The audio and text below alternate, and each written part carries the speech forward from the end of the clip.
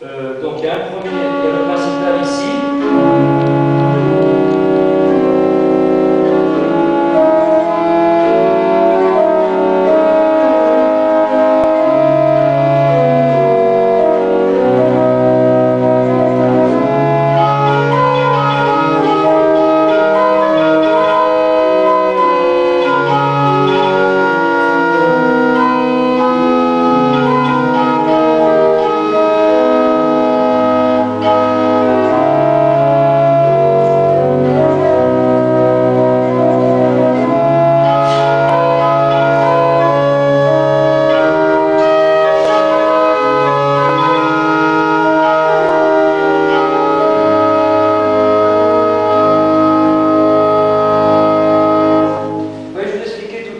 Le principal italien a quelque chose de très vocal, de très doux, à la fois d'étroit, de précis, beaucoup plus fin que par exemple la montre du temple que vous avez entendu tout à l'heure, qui est de taille évidemment beaucoup plus large, et qui a un son qui est beaucoup plus gros.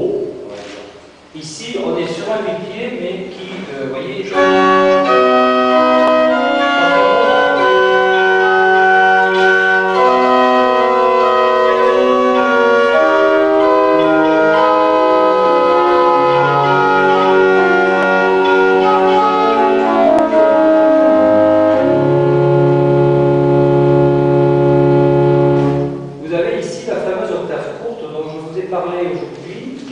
vous avez donc Do, Si, La, Sol, Fa, mais le Mi, Ré, Do, le Ré étant sur le Fa dièse. Ce qui fait que quand vous avez un accord d'octave plus de tierces, c'est très facile à réaliser parce que vous avez en fait qu'une octave à faire et non pas une dixième plus l'octave.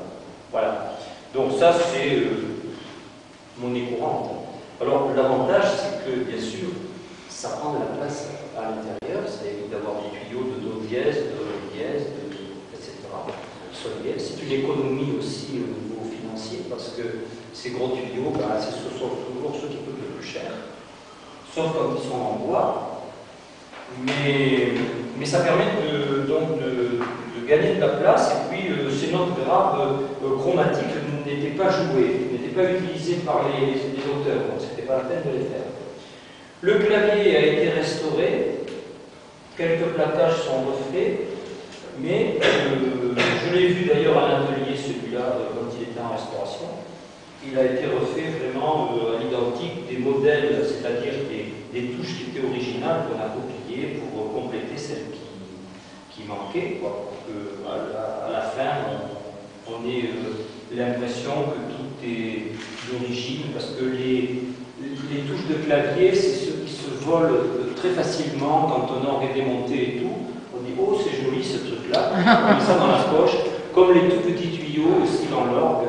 Qui sont souvent pris comme ça. On vole plutôt un petit tuyau de Ripieno qu'un truc de 32, bien sûr. Voilà, c'est plus discret. Hein. Il y a aussi, alors ça je sais pas en Italie, mais je sais qu'en France aussi, c'était des récompenses au catéchisme quand les enfants avaient été sages, on leur donnait comme ça un petit sifflet et on allait chercher ça dans l'orgue. C'était aussi des cas où des pleins jeux entiers ont disparu. Ça s'est passé à Saint-Chinian, vous avez un orgue de Nico, dont tout le plein jeu du positif, tout le plein jeu du positif a disparu. Oui, Nico, c'était un orgue, c'était un... une glace. Oui, voilà. Ils n'ont pas donné de glace, ni de bounty, ils ont donné donc un petit tuyau. Alors, le positif, vous savez, le orgue français, c'est très commode parce que c'est juste derrière le banc. Alors, il suffit d'ouvrir la porte, on prend un cadeau, c'est vite fait. Donc c'est toujours le genre de choses qui disparaissent en premier, les notes aiguës de la voix humaine aussi, ce genre de trucs qu'on oublie facilement. Alors, après ce premier principal, vous avez un deuxième principal ici, mais il n'est pas complet, c'est un dessus. Voilà, il est mort en deuxième do, exactement comme la voce umana que je vous ai cité tout à l'heure. Alors, tout seul ici, sur le dessus, uniquement.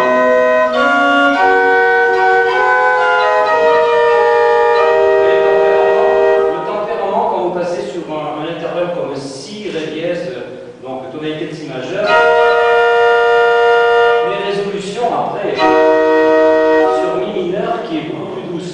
Donc le tempérament mésotonique, alors c'est très dommage que Marie, elle ne veut pas jouer ici ce soir, Marie, finalement, annuler la cathédrale et jouer. Elle joue, Marie, finalement, ce soir. Alors là, une On va attaque. l'appeler parce que si l'orgue marche, il faut qu'elle joue ici, elle doit jouer la septima de Rossi sur un tempérament mésotonique, c'est absolument fabuleux. En plus, personne ne sait que ça se passe à la cathédrale. Non, personne.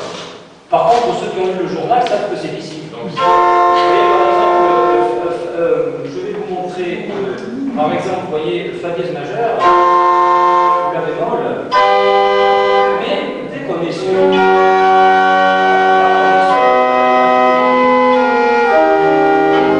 Alors, les deux ensemble, évidemment, font changer. Oui, en plus, oui, c'est horrible.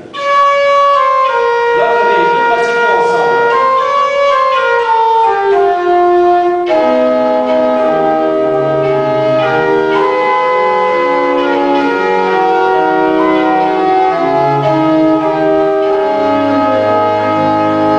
Déjà, la vocalité dont je vous parlais en cours aujourd'hui, le fait d'avoir deux dessus à l'unisson,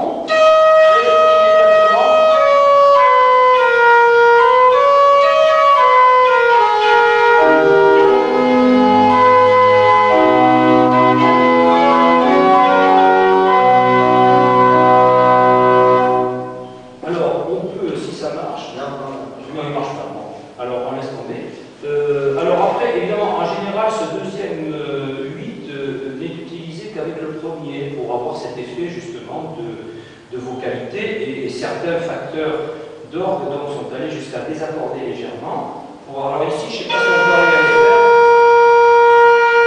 Voilà, là on a un peu l'illusion de la voce humana.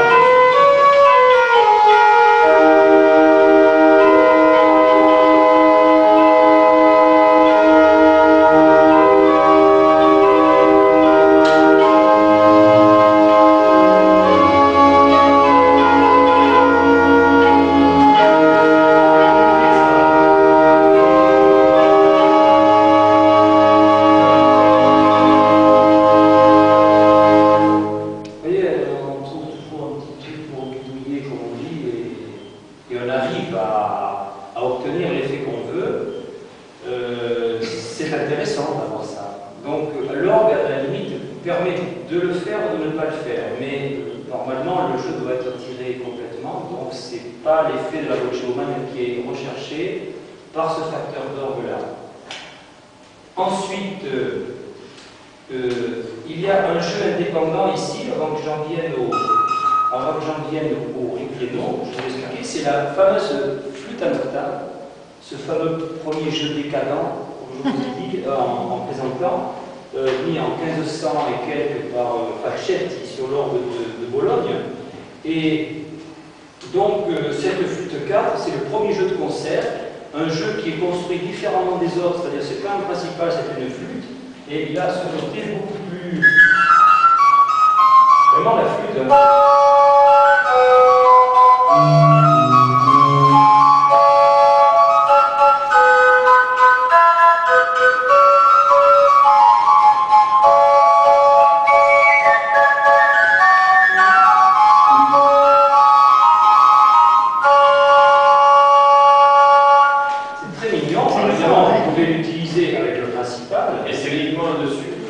C'est-à-dire que, en fait,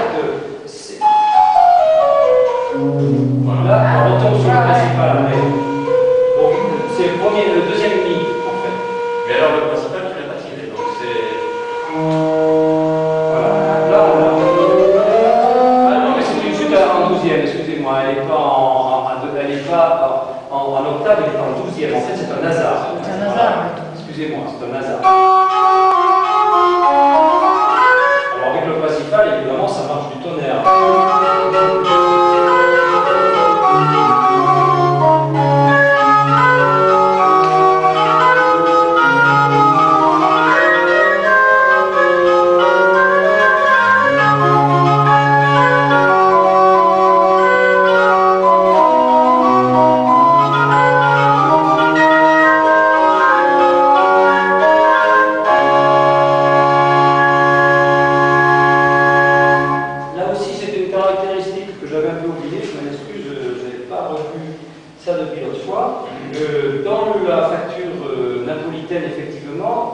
font prédominer la flûte à la 12e, c'est-à-dire ce que je vous ai expliqué tout à l'heure, la flûte en quinte. C'est un peu ce qu'on a chez nous, nous appelons le nasard, au détriment de la flûte de quinte. Voilà, c'est une référence, vous savez. Donc dans cette facture-là, c'est une flûte en 12e et pas une flûte à l'octave. Voilà. Ensuite, eh bien, après le. Alors là, ça c'est alors attendez, non, ça c'est le 4, ça c'est le tir à tutti. Si je vous expliquerai ce que c'est après. Donc, le deuxième rang après le principal, c'est donc, comme je vous ai expliqué tout à l'heure, c'est le 4 pieds, donc c'est le prestant.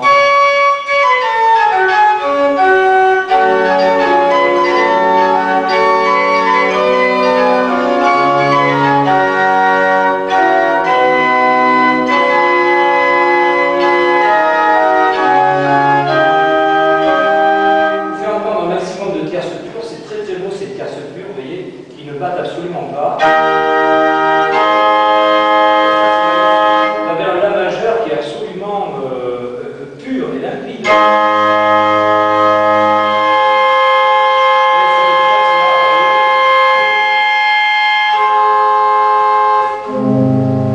Voilà, ce qu'on appelle la tierce pure, c'est-à-dire qu'il n'est pas tempéré et qui vous donne un son sans aucun battement. Alors, ça c'est idéal pour l'orgue parce que ce qui n'est pas agréable quand on entend des accords à l'orgue, c'est d'avoir des battements. Seulement, comme vous savez que dans l'octave, on est obligé de tempérer parce que ce n'est pas une unité qui est juste. Quand on fait tout le cycle des quintes, quand on arrive au bout de l'autre côté, bah, il y a un commun de différence, donc il faut bien le récupérer quelque part. Donc il faut rétrécir quelque part. Alors on peut rétrécir par les quintes, on peut rétrécir par les tierces, on peut rétrécir par les quartes, par ce qu'on voudra. Les octaves alors, c'est très difficile de les agrandir parce qu'on entend le battement assez vite. Sur un piano, c'est plus simple. Donc, les anciens privilégiaient la pureté surtout des tierces. C'est le fondement du tempérament qu'on appelle le tempérament mésotonique, qui date donc de la Renaissance et puis qui s'est perpétué presque jusqu'à la fin du XVIIIe siècle. Hein. Vous avez l'orgue de Saint-Guilhem de 1789 qui est encore avec un tempérament mésotonique, ce qui est presque anachronique pour l'époque. Parce que 1780, on est déjà, Beethoven est déjà né, hein, depuis belle lurette. Hein. Donc, vous voyez, alors évidemment, une campagne reculée en France dans la Cambrousse, c'est pas Vienne, hein, bien sûr. Donc il y a un certain retard des choses. Puis les musiciens étaient beaucoup moins expérimentés, donc vous n'avez pas besoin de tempérament, on pouvait jouer dans tous les tons. Les tempéraments ont évolué vite dans les grandes villes, à Versailles par exemple, à Paris. Cambach a demandé à avoir des orgues plus tempérés. Enfin, quand il y avait des musiciens hors pair qui disaient mais moi je peux plus trop. Alors ici, on a gardé évidemment ce tempérament mésotonique, mais qui souvent est dicté tout simplement par les tuyaux eux-mêmes. Quand on les redresse, on les accorde et tout, puis on tombe, on dit bah oui, c'était comme ça, puisque on trouve une tierce pure qui se vérifie d'un rang à l'autre. Voilà. Et celui-là, c'est pas un mésotonique. Ah ben ça, si, c'est un mésotonique. Ah oui, c'est un mésotonique. Alors, je ne sais pas si je n'ai pas vérifié s'il est exactement alloué, parce qu'il y a mésotonique et mésotonique. Oui, vous pouvez aller du mésotonique intégral, lorsqu'il n'y a pas de double feinte, le maximum c'est 8 tierces pures. Je peux essayer d'ailleurs, si ça vous intéresse, de vous décrire. Alors vous avez celle-là. Vous pouvez le faire que sur le prestant.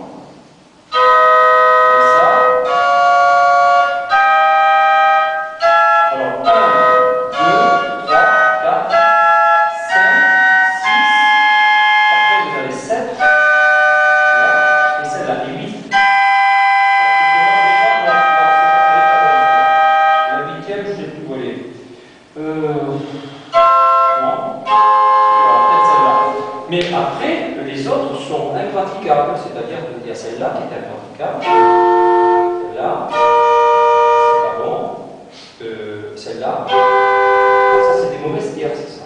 Bon. Quand on a les deux, quand on peut différencier, alors elles sont mauvaises pourquoi? Parce que c'est surtout, ça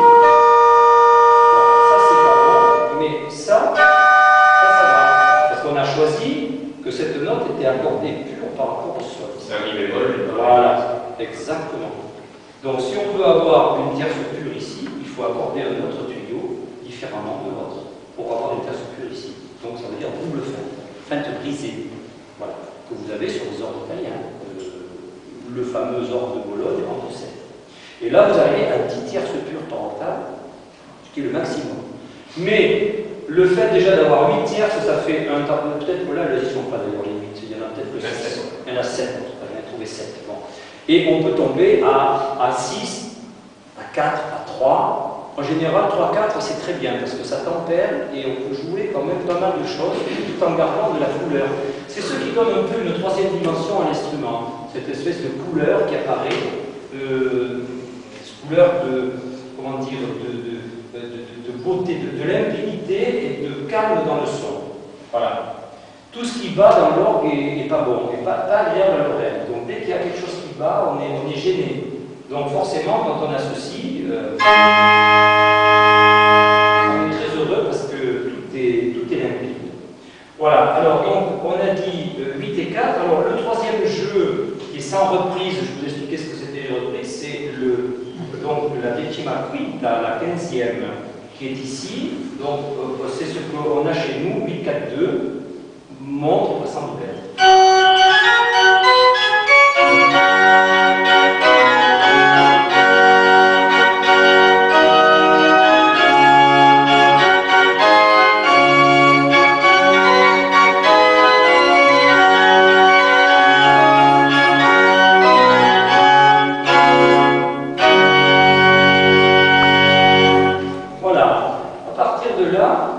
Les rangs successifs du plein jeu qui se constituent peu à peu sont des rangs de quintes et d'octaves successives. C'est-à-dire que vous avez ici un premier rang de quintes qui se rajoute aux 3 fondamentales de 8, de 4 et de 2. C'est la 19e, la decima nona. Bon, cette fameuse decima nona d'une quinte qui s'introduit ici. Donc là, on peut dire que vraiment on rentre dans une sonorité déjà de plein jeu. Parce que dans le plein jeu, le principe du plein jeu, c'est d'avoir des successions d'octaves et de quintes. Donc là, on a une première octave, un premier rang, pardon, qui est un rang de quinte.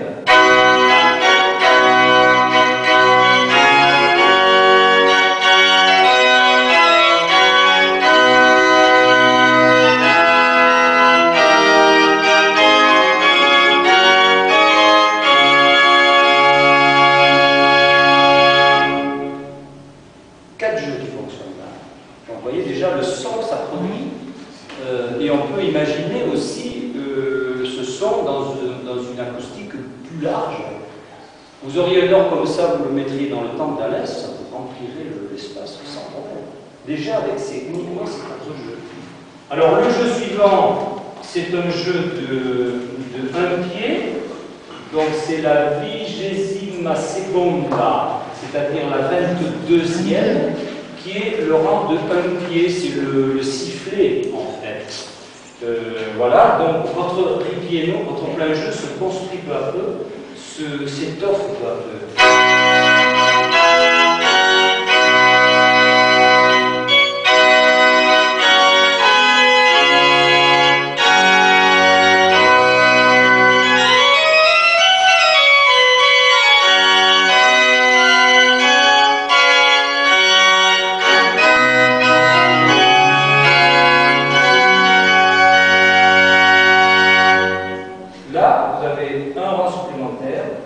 Qui est donc la quinte au-dessus, qui correspond donc au demi-arrivo, c'est-à-dire donc c'est la 29ª, la 29e, qui est un rang d'octave.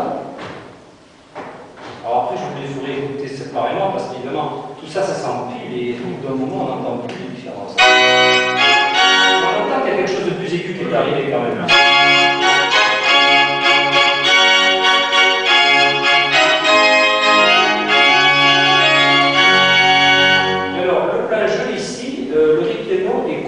Par un rang de quinte.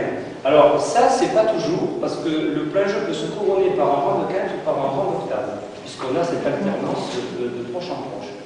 Donc c'est, après la 29e, c'est la 33e. je vous expliquais ce à quoi correspondaient ces chiffres, hein, c'est le nombre de, on compte les touches, et puis le premier tuyau en bas correspond au 33e du principal. Donc là, c'est la 30ª terza.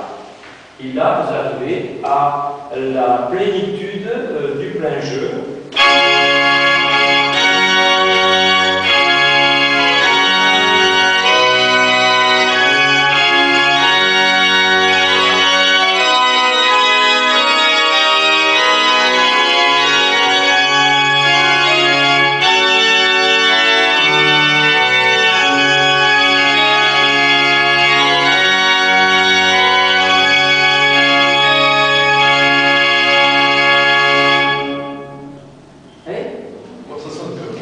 Voilà, alors,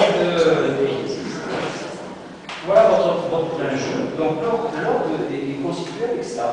Alors, vous pouvez vous amuser, par exemple, à dire, bien, je mets, par exemple, ce rang, qui est donc la decima nona, avec le principal.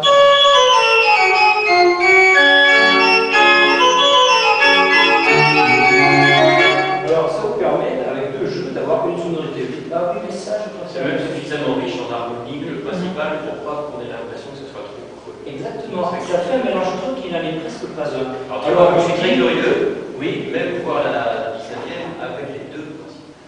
Ah oui, alors on met les deux principaux avec la 19e qui est ici. Voilà.